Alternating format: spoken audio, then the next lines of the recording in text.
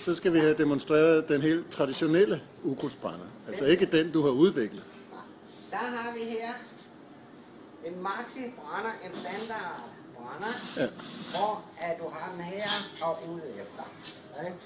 Der har vi Altså her og ud efter, hvad mener du? Det vil sige, at når du har sådan en brænder her, Ja. så har du armstøtte, og du går ud, og så skyder du ned i toppen af ukrudtsbrænderen. Det må vi lige have vist. Så tænder vi det lidt der. Du belaster altså armen mere med den der, ikke? Selvom det er aluminium. Her, Ja. og når det så brænder, så har vi selvfølgelig et stort ildhav. Ja. Men vi har meget stråle varme ud langs siderne her. Ja. Så denne type brænder her skal vi holde 30-40 cm væk for buske, træskruer, forskellige ting. Okay. Fordi vi skyder den op fra. Og så har vi en god ring. Og hvad er det så, du har lavet for at forbedre på det? Ja, for at forbedre på det, har jeg lavet min egen model. Ja, og det er den, vi har herovre. Det er den, jeg har derhen. Ja. Standardbrænderen, den bruger 3,5 kg gas i timen. Ja. Jeg har lavet en, den bruger kun 2,5 kg gas i timen. Okay. Et kilo gas mindre. Ja.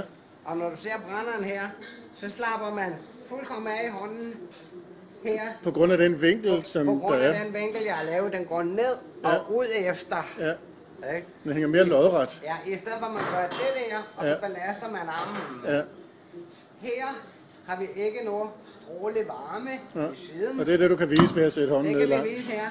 Fordi at her skyder vi fremad, og vi Ja. skyder ned under hovedgrunden. Ja.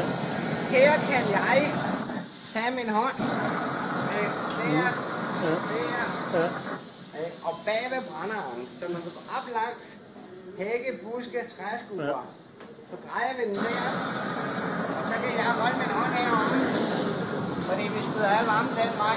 Ja. Vi har ikke nogen brandbar i det, vi vender den der, og så skyder vi flammerne væk, og buske, træskuer. Okay. Så det er simpelthen en letvægtsbrænder, som brænder ukrudtet nedefra, og hvor du kan spare på gassen. Det må jo være super. Det må være på den måde, man skal forklare det. Okay. Tak.